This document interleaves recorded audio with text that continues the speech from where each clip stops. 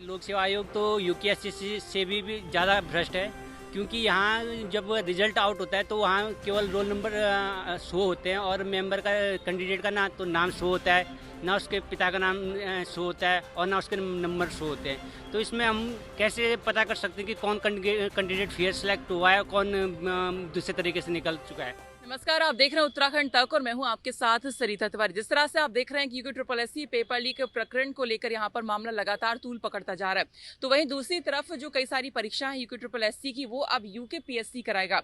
लेकिन कुछ घटनाएं ऐसी सामने आ रही हैं जिसके बाद यूकेपीएससी भी शक के घेरे में यहाँ पर आ रही है, उस पर भी सवाल खड़े हो रहे हैं। आज यहाँ पर हमारे साथ कुछ अभ्यर्थी यहाँ पर मौजूद हैं जो कि इन्होंने लेक्चरर जो भर्ती यहाँ पर हुई थी उसकी परीक्षा दी थी और ये सारे टॉपर्स हैं। इनके साथ कुछ ऐसी घटनाएं हुई हैं जो कि हम इन्हीं से सुनेंगे कि आखिरकार क्यों राज्य लोक सेवा आयोग अब शक के घेरे में है। आपका क्या नाम है? मेरा नाम शिवराज सिंह चौहान है और ये प्रवक्ता भर्ती 2018 में हुई थी, जिसका रिजल्ट 19 में जारी हुआ था। तो हम सारे लोग लिखित परीक्षा के टॉपर हैं, अलग अलग सब्जेक्ट के हैं सारे लोग। और जब इंटरव्यू हुआ तो इसमें क्या हुआ कि जो इंटरव्यू हुआ उसमें जो लिखित परीक्षा के टॉपर थे उसको नज़रअंदाज किया गया और मतलब जो अदर्स कम मार्क्स वाले लोग थे उनको ज़्यादा मार्क्स दिए गए थे। तो ये हमें कहना चाहते हैं कि हमारा ये मामला 2018 से चल रहा है, अभी तक इस पर कोई सुनवाई नहीं हुई। सरकार भी सो रही है, हमने कई बार इसके बारे में चर्चा की है, लेकिन बार बार किसी भी प्रकार का सरकार के द्वारा कोई भी इसमें कार्रवाई नहीं की गई है।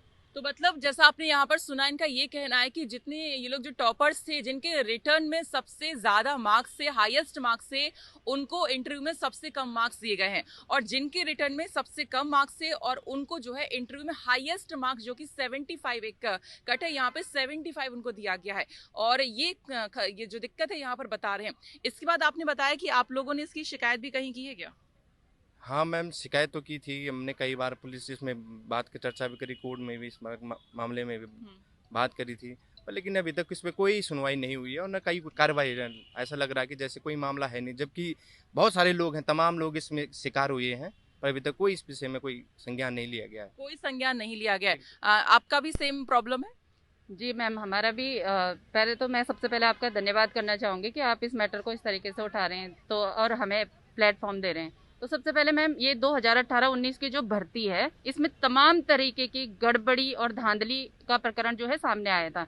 2018-19 में भी जो है तमाम प्रिंट मीडिया और इलेक्ट्रॉनिक मीडिया ने इसको बहुत बड़े प्रमुख तरीके से उठाया था, लेकिन सरकार ने न तो इस पे जांच के आदेश दिए, ठीक है, और अनियमितता के नाम पे अगर ये जो नियमावली थी इतनी स्ट्रांग थी, इतनी सटीक थी, तो फिर इसको चेंज क्यों किया गया? इस भर्ती से पहले भी इसमें अलग नियमावली थी, 2018-19 में अलग नियमावली थी, फिर 2020-21 में अलग नियमावली। एक और समस्या यहाँ पर अभ्यर्थी बता रहे हैं कि जो नियमावली है आयोग की ये बार बार चेंज हो जाती है, इससे भी एक असमंजस बच्चों के अंदर बनी रहती है कि अब पता नहीं कौन सा नया रूल यहाँ पर आ जाएगा, तो इससे भी दिक्कत हो। बिल्कुल मैम, तो नियमावली हटाने का सीधा मतलब है कि जो कार्मिक विभाग है और जो यहाँ का प्रशासन है उनको समझ में आए कि हाँ इसमें धांधली हुई है। तो जब आपने एक्सेप्ट किया तो फिर आपने इस भर्ती पे जांच क्यों नहीं बिठाई? तमाम तरीके के सब चीज़ इन्वेस्टिगेशन भी चल भी रहा है इसमें, और माननीय हाईकोर्ट में ये मैटर ऑलरेडी है, लेकिन ना वहाँ से हमें कुछ न्याय मिल रहा है। और तमाम जनप्रतिनिधि, चाहे पक्ष के हैं चाहे विपक्ष के हैं, चाहे पुलिस प्रशासन है, चाहे वो तमाम तरीके के आयोग हैं, हर जगह हम इसकी शिकायत दर्ज करा चुके हैं। दूसरी बात मैम, ये 2018 में जबकि इन घोटालों की किसी को कानों कान भनक तक नहीं थी, तब हमने ये सारी धांधली का मुद्दा उठा दिया था। लेकिन आज जो इतना बड़ा प्रकरण जो यहाँ पे हो रखा है, मैं कुछ पॉइंट पे ये बातें उठाना चाह रही हूँ। जैसे कि अपर निजी सचिव जो यूकेपीएससी से ही सेलेक्ट होकर के आए हैं, वो आज घोटालों में जेल के अंदर बंद है। तो क्या मैं पूछना चाहती हूँ कि जो इस तरीके के टॉपर थे वहाँ पे, वो सचिवालय के अंदर जाकर के इस तरीके के घोटालों में व्यस्त थे, तो आयोग के पैनल ने ऐसे भ्रष्ट लोगों को किस तरीके से सेलेक्ट किया? क्या ये लोग वहाँ पर भी पैसे देकर के सिलेक्ट हुए थे? दूसरी बात, हमने एक ऑडियो पुलिस प्रशासन को दिया है जिसमें 7 लाख रुपए में प्रवक्ता पद के लिए लेन देन की बात होती है। दूसरी बात, जो वायरल ऑडियो एक हुआ था फीमेल का, उसमें जो यूकेपीएससी का मेंबर है वो कुछ खुलेआम बोल रहे हैं कि ये अलाने फलाने पर सब मेरे हाथ में है और मैं गारंटी देता हूं तुम्हें कि आगे वाले पद में मैं तुम्हारा सिलेक्शन कराऊंगा। तो क्या हम ऐसे क्यों नहीं बोलेंगे कि इस प्रवक्ता भर्ती में भी ये और कैंडिडेट को गारंटी दे। आपका क्या कहना है, आप लोग इस मैटर को लेके मतलब आगे गए, जांच कोई हुई?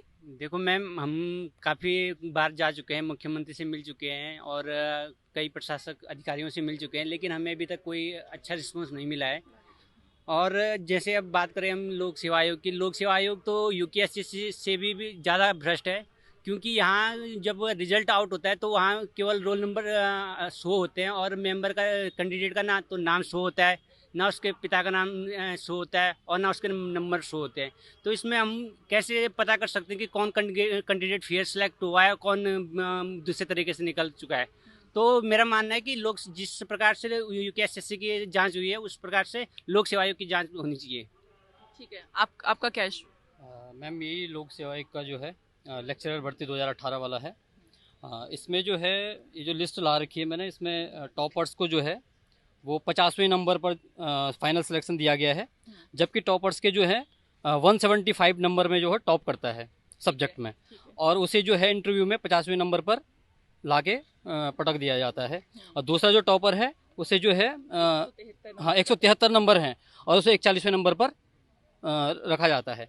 और जो यहाँ देखिए आप, ये लिस्ट में जो है 159 नंबर का टॉपर हो जाता है, 135 वाला भी टॉपर हो जाता है, जबकि जो है अब जैसे 135 वाला है और हमारी जो मेरिट रुकी थी 128 पे रुकी थी। ये लगभग लाइक संख्या कितनी होगी कि जिनके मतलब रिटर्न में कम नंबर हैं और इंटरव्यू में टॉप कर दिया है? कितने नंबर, कितने लोग हैं? ये लगभग सारे हैं, शुरू से जो है 30 सीरियल 30 तक जो हैं जिनके बहुत कम नंबर थे और वो टॉप में है फाइनल सिलेक्शन में। टोटल 30 है? हाँ जी। अब जांच की इसमें बात कर रहे थे, कहाँ कहाँ गए आप लोग इससे लेके? मैम ये माननीय जो है राज्यपाल के हमने लेटर दिया था, ये रिसीविंग हमारी जो है 2019 की, एक राज्यपाल को लेटर जा चुका है, और हमने शिक्षा निदेशालय में भी जो है इस संबंध में कि इसमें जो है लोक सेवा आयोग में जो है अनियमितताएं पाई गई हैं, तो इस संबंध में हमने जो है ये निदेशक को 27/7/2019 को। हाँ जी। 20, 21, 22 3 साल हो चुके हैं, अभी तक कुछ हुआ है? लेकिन अभी तक कुछ नहीं हुआ मैम इस संबंध में। 3 साल से फिर आप लोग इधर उधर के धक्के खा हम रहे हैं। भटक रहे हैं इस संबंध में। हमारे कोर्ट में भी हम जा रखे हैं इस मामले को लेकर कि हमारा जो है इसमें न्याय किया जाए, इसमें जो है इसकी जांच हो। कोर्ट में क्या हुआ? कोर्ट में भी चल रही है, एक ही सुनवाई हुई, उसमें जो है आयोग ने कुछ जवाब नहीं दे पाया इस संबंध में। हाँ जी। तो मतलब ये है कि कोर्ट में अभी ये मामला लंबित है हाँ जी। 3 साल से, लेकिन वही है कि उम्मीद होती है कि कोर्ट में न्याय मिलेगा, लेकिन जितना हमारे इंडिया में डिले होता है उससे कहीं ना कहीं बहुत दिक्कत इस बीच हो चुकी होती है। कई बार होता है जो हमें लगता है अपराधी होता है, कभी कभी वो खुद ही एक्सपायर कर जाता है, फिर उसके बाद सजा उसकी होती है। तो ये हमारा जस्टिस जो यहाँ पर मिलता है वो काफ़ी डिले। बताना चाहती हूँ कि इस जो ये प्रिंट मीडिया में जब ये 2019 में मैटर आया था तो सरकार की तरफ से एक एसआईटी का गठन किया गया था। एसआईटी के गठन में जो है माननीय जो शिक्षा निदेशक हैं उनको और 3 सदस्यीय कमेटी बिठा दी गई थी, लेकिन इस कमेटी का भी आज दिन तक कुछ पता नहीं है हमें। 3 साल हो चुके हैं। ये यहाँ पे आप देख सकते हैं कि प्रवक्ताओं की सीधी भर्ती की होगी जांच और शासन ने 3 सदस्यीय समिति की गठित की। ये अमर उजाला का है 2019 का, ठीक है। तो उसके बाद जब ये प्रिंट मीडिया के माध्यम से और हमने जब ये बहुत प्रमुखता से ये मुद्दा उठाया था तो सरकार ने क्या किया कि मैं भी जो ये वायरल ऑडियो वाला सदस्य हैं इनको वहाँ से रेजिग्नेशन दे दिया गया। तो मैं पूछना चाहती हूँ कि क्या ये इतनी बड़ी अनियमितता की ओर इशारा नहीं कर रहा है कि हमारे मैटर उठाने के बाद ये आराम से वहाँ से निकल जाते हैं। इनका तो कार्यकाल अभी 3 साल का और बचा हुआ था। दूसरी बात, इनके ये जो डीवी के माध्यम से फीमेल को फ़ोन कर रहे थे, तो ये भी आयोग का कोई मानक नहीं है कि आप किसी भी अरे गहरे कर्मचारी को डॉक्यूमेंट लगे हुए जिसमें कि महिलाओं के नंबर, पता और फोटो लगे हुए डॉक्यूमेंट है, वो किसी भी अरे गहरे कर्मचारी को पकड़ा दो आप, और वो फ़ोन कर रहे हैं व्यक्तिगत नंबर से कि आपके डॉक्यूमेंट अनप्रॉपर है, आप सर के केबिन पे आइए। और हमने ये भी सुना है कि आयोग का जैसे कोई एक मेंबर है वो 2-2 पैनल में इंटरव्यू ले रहा है। बिल्कुल मैम, बहुत सारे कैंडिडेट के साथ ये हुआ कि सेम पैनल रिपीट किया गया, जो फीमेल कैडर का था वही फिर जनरल कैडर में। और सबसे बड़ी बात मैम कि संवैधानिक अधिकार होने के बावजूद जो ये मेंबर हैं ये इंटरव्यू लेने से बिल्कुल मना कर रहे हैं। तो ये जब रिक्वेस्ट की जा रही है, हाथ जोड़े जा रहे हैं, तब जाकर के तो ये इंटरव्यू ले रहे हैं। तो मैं बोलती हूँ कि यूकेपीएससी जो इतनी बड़ी संवैधानिक संस्था है वहाँ पे इतनी बड़ी अनियमितताएं क्यों हो रही हैं? फिर उठाने के बावजूद मुद्दा इतना बड़ा, फिर भी इतना असंवेदनशील सरकार बनी हुई है, यहाँ की इन्वेस्टिगेटिंग एजेंसीज जितनी है इतनी असंवेदनशील बनी हुई है कि जो यूथ है योग्य यूथ है वो दर दर भटक रहा है पिछले 3 सालों से, लेकिन जांच के नाम पे अभी तक कुछ नहीं हुआ है। तो आप यहाँ पर देख रहे हैं कि उत्तराखंड के अंदर ये चाहे यूके हो या यूके हो, दोनों ही आयोग के कितने खस्ता हाल है। यहाँ पर एक फीमेल अभ्यर्थी होती है, उसकी सारी पर्सनल डिटेल यहाँ पर ले ली जाती है, पैसों के लेन देन की बात यहाँ पर करते हैं, अलग अलग बेनिफिट लेने की यहाँ पर बात करते हैं। ये हालात यहाँ पर है। साथ ही यहाँ पर आयोग का एक ही कर्मचारी 2-2 पैनल में बैठता है, जबकि ऐसा नियमावली में कहीं नहीं लिखा है कि कोई एक कर्मचारी 2 पैनल में बैठकर इंटरव्यू ले सकता है। और अजीब बात यहाँ पर ये है कि इंटरव्यू जो टॉपर्स है, इन टॉपर्स की हालत ये है कि जब ये इंटरव्यू देने जाते हैं तो यहाँ वहाँ इनको कहना पड़ता है कि हमारा इंटरव्यू ले लीजिए, प्लीज ले लीजिए। तो जबरदस्ती तो अपना इंटरव्यू देना पड़ता है। तो आखिरकार जो इंटरव्यू का सिस्टम यहाँ पर रखा है, ये किसके लिए रखा है? टॉपर्स के साथ आखिरकार ऐसा बिहेवियर क्यों आयोग के कर्मचारी करते हैं? हम ये नहीं कह रहे हैं, यहाँ पर कोई नहीं कह रहा कि आयोग गलत है, लेकिन यहाँ पर जो आयोग के अंदर जो भ्रष्ट कर्मचारी बैठे हैं, इन पर सरकार को नकेल कसना बहुत ही ज्यादा जरूरी हो जाता है। अगर ऐसा नहीं होता है, सरकार इसमें ऐसा नहीं करती है, तो आने वाले युवाओं का जो भविष्य, अभ्यर्थियों का भविष्य, वो बहुत ही यहाँ पर कह सकते हैं कि गर्द में है। और इसमें बहुत ही तुरंत जो है एक्शन लेने की ज़रूरत है, क्योंकि जिस तरह से अभी यूके की कुछ परीक्षाएं राज्य लोक सेवा आयोग को करवानी है, तो इसमें पारदर्शिता की जवाबदेही कौन देगा? कैसे बच्चों को यकीन होगा कि जो परीक्षाएं होंगी वो सही से होंगी? क्या गारंटी है कि इसमें धांधली नहीं होगी?